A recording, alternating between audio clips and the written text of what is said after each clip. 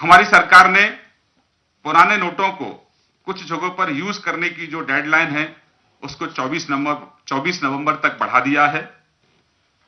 सरकारी hospitals, petrol pump, railway station, हवाई अड्डों पर 24 नवंबर तक पुराने नोट चलेंगे और हमारी सरकार ने जो एनएच हाईवेज हैं वहां जो टोल टैक्स है उसको भी फ्री किया है।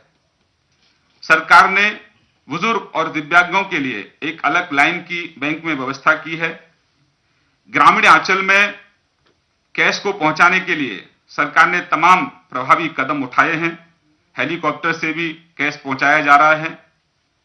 हमारी सरकार ने 2 लाख जो माइक्रो एटीएम हैं उनको भी एक्टिव किया है। बड़ी तादाद में वो काम करना शुरू कर रहे हैं। आरबीआई ने एक टास्क फोर्स का भी गठन किया है जो आरबीआई की टास्क फोर्स एक्शन में है। सभी एटीएम रीएक्टिवेशन का काम तेज करेंगे और सुनिश्चित करेंगे ये टास्क फोर्स उनकी निगरानी कर रही है। ग्रामीण अंचल में जो बैंक मित्र हैं उनको उनकी कैश होल्डिंग लिमिट को बढ़ा दिया गया है। अब वो 50,000 रुपए तक विड्रॉल कर सकते हैं जिससे कि ग्रामीण अंचल में कैश की कोई दिक्कत नहीं आए। सरकार ने कोई ट्रांजैक्शन चार्ज नहीं है। आरबीआई ने एटीएम धारकों को बड़ी राहत दी है। आरबीआई ने 30 दिसंबर तक एटीएम ट्रांजैक्शन पर किसी तरह का चार्ज नहीं लेने का आदेश दिया है।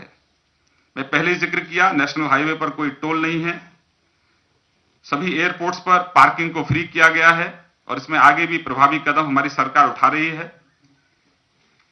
जहां सरकार लगातार प्रयास कर रही है कि आम जन को कोई दिक्कत ना आए, किसी भी तरह की कोई दिक्कत ना आए, प्रयास किया जा रहा है कि यह मुहिम सफल हो, क्योंकि ये मुहिम जनता की मुहिम है, ये देश के नौजवानों की मुहिम है, ये देश के गरीब किसानों की मुहिम है।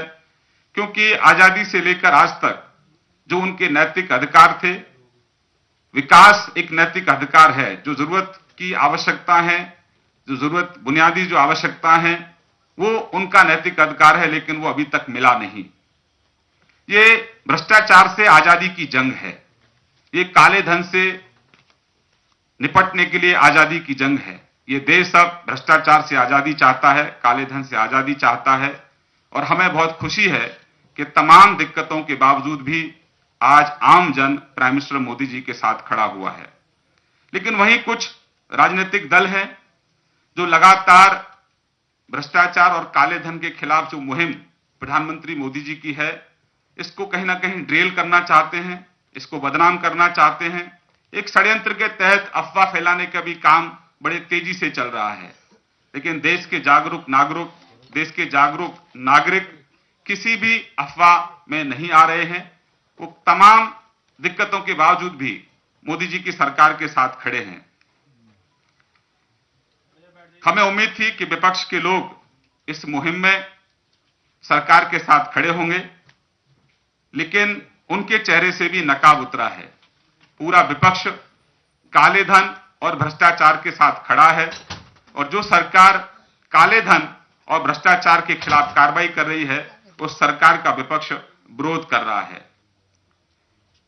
जहां नरेंद्र भाई मोदी इस देश से काले धन और भ्रष्टाचार को हटाना चाहते हैं, वहीं समूचा विपक्ष विकास विरोधी, भ्रष्टाचार को बढ़ाने वाला, भ्रष्टाचार करने वाला, काले धन का संचय करने वाला विपक्ष नरेंद्र भाई मोदी को हटाना चाहता है।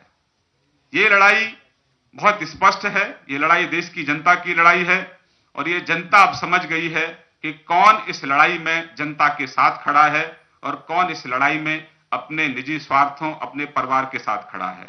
तो जनता सब देख रही है, जनता सब जानती है, अंदर क्या है, बाहर क्या है, ये जनता सब पहचानती है।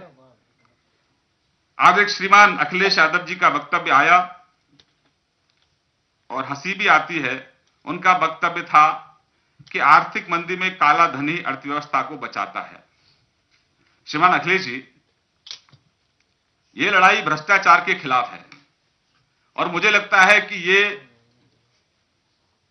अब समाजवादी पार्टी नहीं बल्कि समाजवादी जो परिवार है उसके अंदर जो काले धन का संचय किया है, आपको लगता है कि छूट मिल जाए तो परिवार शायद अपनी अर्थव्यवस्था को चलाने में सफल होगा, क्योंकि आपकी ये वैचारिक कमिटमेंट है कि आपने सिर्फ प्रदेश को लूटने का काम किया है, आपने आम जन को सिर्फ असुविधाएं दी हैं, आपने किसान के खेत को पानी नहीं दिया, गांव को बिजली नहीं दी, गांव को सड़कें नहीं दी, गांव को शिक्षा व्यवस्था नहीं दी, गांव को स्वास्थ्य सेवाएं नहीं दी। आपने सिर्फ और सिर्फ काले धन का संचय किया, काले धन के कारोबारियों को आप अपनी कैबिनेट में रखा, और अब ये जो सर्जिकल स्ट्राइक काले धन पर हुई है, श्रीमान अखिलेश यादव जी, जो 4.5 साल में आपने काले धन का संचय किया है, ये सही जगह पर सर्जिकल स्ट्राइक हुआ है, और इसीलिए आप बौखलाहट में प्राइम मिनिस्टर मोदी की आलोचना कर रहे हैं, केंद्र सरकार की आलोचना कर रहे हैं। और हम तो मीडिया के माध्यम से राहुल जी को भी पूछना चाहते हैं, बहन मायावती जी को भी पूछना चाहते हैं, आदरणीय मुलायम सिंह जी को भी पूछना चाहते हैं, श्रीमान केजरीवाल जी को भी पूछना चाहते हैं कि आज आप आम जन की बात कर रहे हैं, लेकिन 10 साल से जब मनमोहन सिंह जी की सरकार, जिसकी चेयरपर्सन श्रीमती सोनिया गांधी थी, राहुल गांधी की सरकार जब दोनों हाथों से देश को लूट रही थी, उसी समय भी मायावती जी भी लुटेरी सरकार का समर्थन कर रही थी, मुलायम सिंह जी भी लुटेरी सरकार का समर्थन कर रहे थे, ममता जी भी लुटेरी सरकार का समर्थन कर रही थी, वामपंथी भी लुटेरी सरकार का समर्थन कर रहे थे, अरविंद केजरीवाल ने तो मिलकर दिल्ली में सरकार भी बना ली थी।